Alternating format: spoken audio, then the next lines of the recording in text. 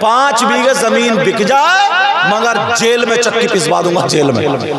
उसने वकील को किया, झूठे सच्चे केस लगा दिए, नंद का नाम, सास का नाम, और जने कौन कौन है देवरानी और जने नंदानी कौन कौन होती है सब, उसका नाम और झूठे नाम ले। अब चल लिया केस। ये है तरीका, ये है तमीज। हमें और आपको अपनी बेटी को सिखाना होगा, बतानी होंगी ये सारी बातें। मगर मैं अक्सर तकरीरों में कहता हूं, बाप सही बता रहे हूं, बाप ने ना बेटियों की तरफ से आंखें बंद कर ली हजरत, बिल्कुल पर्दा डाल लिया, चर्बी आ गई आंखों पे चर्बी। और मां को तो जाने ही दो, छोड़ो, बाप ने चर्बी डाल ली, जानबूझ के अंधा बना पड़ा। आप कहेंगे कैसी बात कर रहे हैं, तुम्हारे इटायला में शादी तो होती होंगी, बोलो। ये बच्चे बता रहे हैं, बोलो शादी होती है नहीं होती है? शादियों में देख लेना हालात, जवान बच्चियों के सर पे दुपट्टा नहीं मिलेगा। लड़की है तो उसका पूरा जिस्म होगा, दुपट्टा काय के लिए होता है ताकि औरत का जो जिस्म हो वो छुप जाए, इस तरीके से ओढ़े पूरा, ताकि अल्लाहुम्मा सल्ली अला सय्यदिना व मौलाना मुहम्मदिन व अला आलि सय्यदिना व मौलाना मुहम्मदिन व बारिक व सल्लिम सलातन व सलामन अलैका या रसूल अल्लाह। प्यारे, इस सरजमीन का नाम अटायला है। अटायला या इटायला? इटायला। और मुझे लगता है मैं यहाँ पर दूसरी मर्तबा आया। आपने पैदाइश रसूल पर बयान सुना और भी उलमा से सुना, मगर अब मैं बैठे बैठे ये सोच रहा हूँ और सोचा कि कुछ अब नसीहत की बातें, इस्लाही बातें हम तक पहुँच जानी चाहिए। बोलो सुनना चाह रहे हो? ये जलसा हम लोग करते हैं और कराते हैं, कमेटी वाले अपने घर से नहीं बल्कि आप लोगों से, हमसे, सबसे, जिसको अल्लाह जितनी तौफीक देता उतना वो चंदे में देता और कमेटी वाले उसको इकट्ठा करते हैं। फिर ये डेकोरेशन, लाइटिंग, ये सारे का सारा काम सवाब का। किसका काम बोलो? सवाब का। नमाज पढ़ना ये भी इबादत, तकरीर करना, सुनाना, सुनना, नाशरी पढ़ना, सुनाना, सुनना, ये सब सवाब।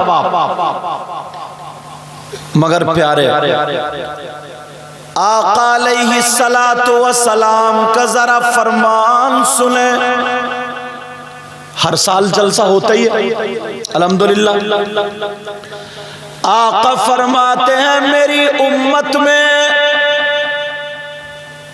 3 तरह के लोग ऐसे भी हैं जिनका जलसा कबूल नहीं होता। क्या नहीं होता बोलो?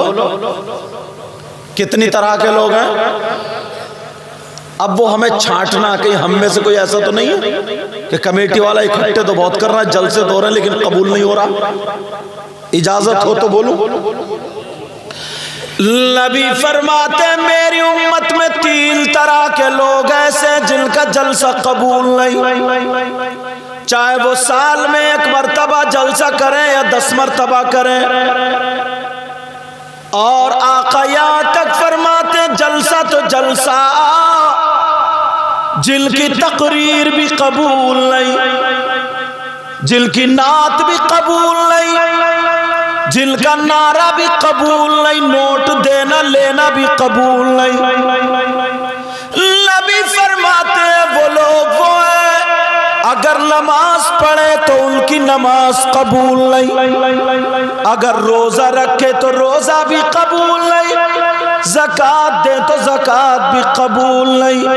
मुख्तसर ये है मर्द हो या औरत, नबी फरमाते हैं उसकी कोई इबादत काबिल कबूल नहीं।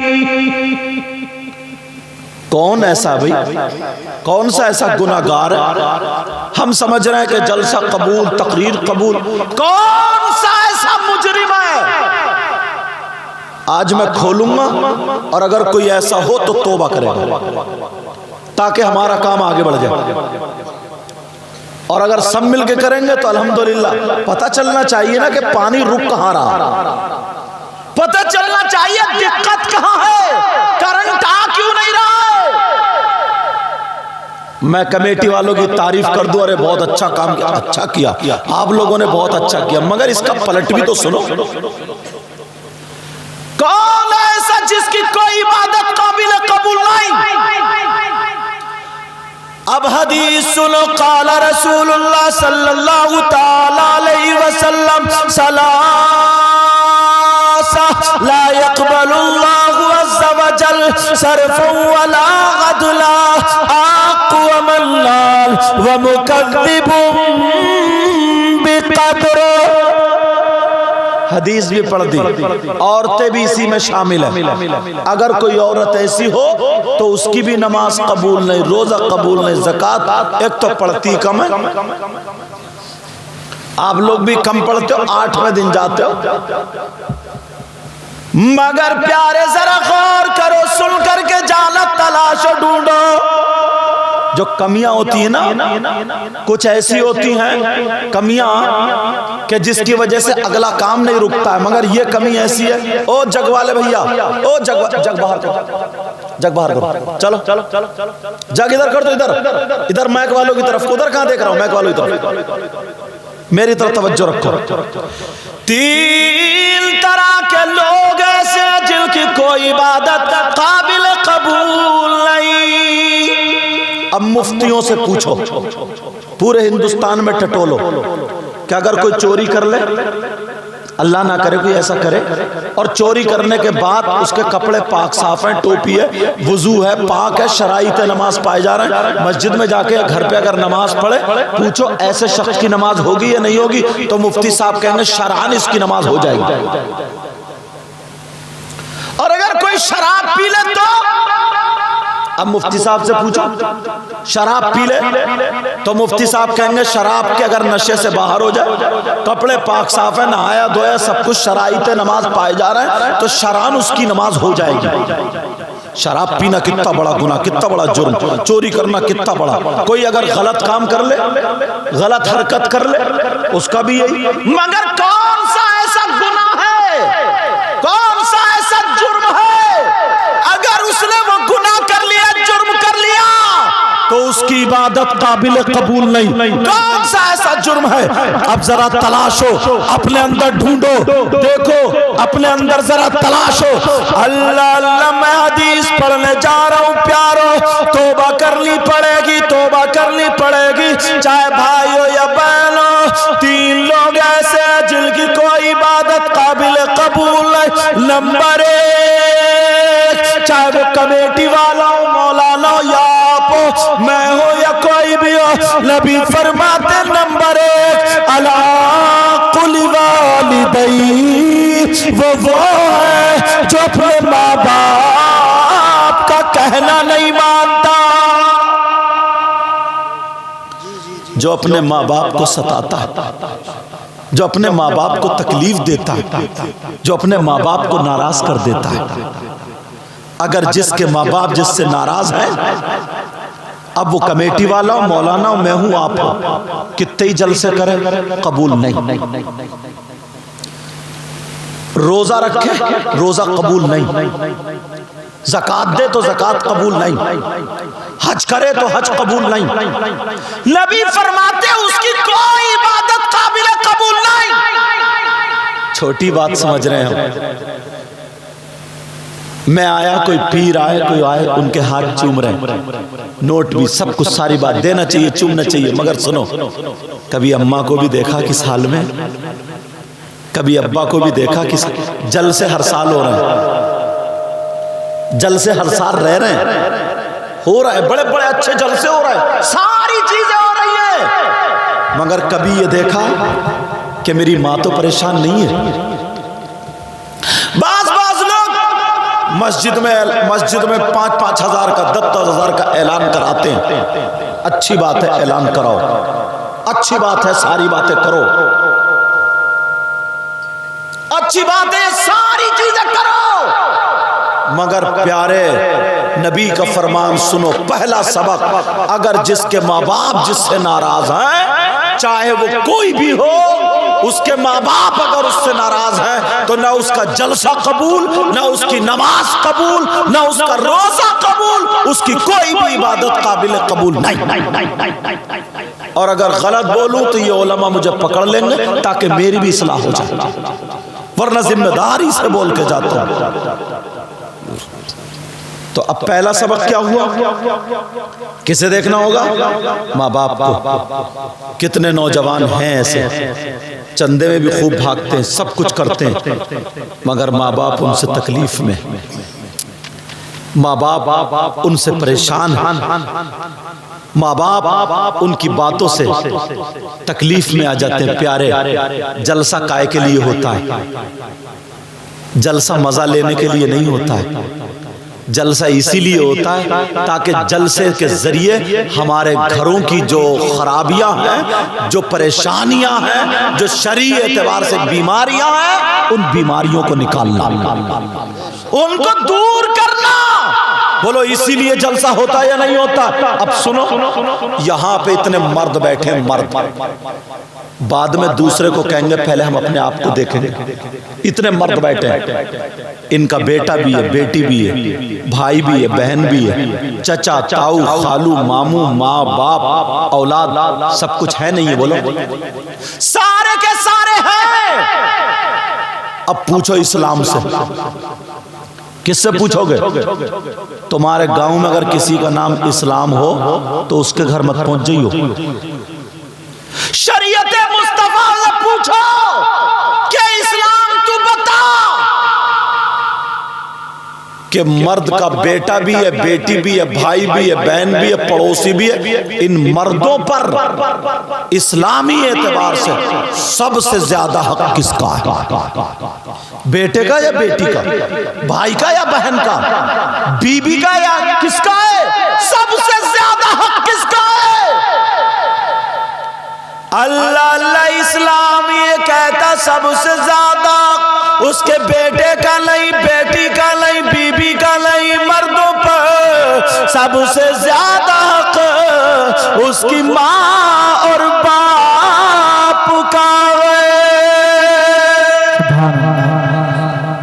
किसका है ज्यादा? माँ बाप का। मगर देख रहे हैं बीबी पे कितने खर्च कर रहे हैं? अब ईमानदारी से बताइए, माँ बाप पे उतना हो रहा? बेटे पे जितना खर्च कर रहे हैं माँ बाप पे उतना हो रहा? बेटी पे जितना कर रहे हैं माँ बाप पे उतना हो रहा? हिसाब तुम्हें खुद देना पड़ेगा। मैं तो सिर्फ हदीसें पढ़ूंगा और बताऊंगा, अमल करना ना करना तुम्हारा काम। इनका मकसद जो था ना, यही था कि अगर 11 बजे बिठा दिया जाता तो तकरीर होती, जो सुनने वाले थे, जिनको बातें सुनानी थी, वो तो चले गए। इनका मतलब ये था, लेकिन मैंने तो दूसरे अंदाज में कहा था। अब जरा सुनो, गौर करो, बीबी से ज्यादा हक, बीबी से ज्यादा हक बेटे, बेटी से ज्यादा हक, सबसे ज्यादा हक अगर है तो उसकी माँ और बाप का। अब अंदाजा लगा लो, कमा के लाता है बंबई से, कमा के लाता दिल्ली से, कमा के लाता चेन्नई से, कमा के लाता मुरादाबाद से, कितने बीबी को दे रहा, कितने बेटी बेटे को दे रहा, कितने माँ बाप को दे रहा, ये फैसला तुम्हें करना पड़ेगा। मैं तो इस्लामी बातें बता के जाऊंगा और इसीलिए जलसा होता है। और सुने, औरतें भी तो हैं, औरतों के भी माँ बाप हैं, इनके भी भाई बहन हैं, इनके भी चचा ताऊ खालू मामू हैं, इनके भी तो बेटा बेटी है। बोलो है क्या नहीं है? इन पे सबसे ज्यादा हक किसका? पूछो, इस्लाम से पूछो। कौन सा इस्लाम? तुम्हारे गांव वाला नहीं, इस्लाम से पूछो। इस्लाम बताओ औरतों पर सबसे ज्यादा किसका है? औरतों पर सबसे ज्यादा उसकी माँ का नहीं, उसके बाप का नहीं, उसके बेटे का नहीं, उसकी बेटी का नहीं, बीवियों पे सबसे ज्यादा हक उसके शौहर का होता है।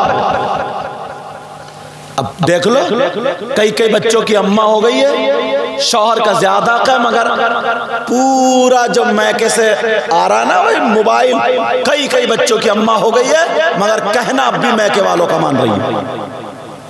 इसी वजह से लड़ाई है, जो माँ कह दे वही है, जो बाप कह दे वही है। औरतों पर सबसे ज्यादा हक उसके शौहर का। यहां तक के आया है किताबों में कि शौहर की इजाजत के बगैर बीबी को घर से निकलना जायज नहीं। अब ये जितनी आई हैं सब इजाजत लेकर आई होंगी, ये तो इजाजत लेके नहीं आई होंगी, मगर तुम में से कोई ना कोई ऐसा जरूर होगा, तुम में से जरूर कोई ना कोई ऐसा होगा जो इजाजत लेकर आया होगा। हाँ, और किससे लेंगे? मोहल्ले वालों से क्या? सही बता रहा हूं, मेरी बात याद रखना।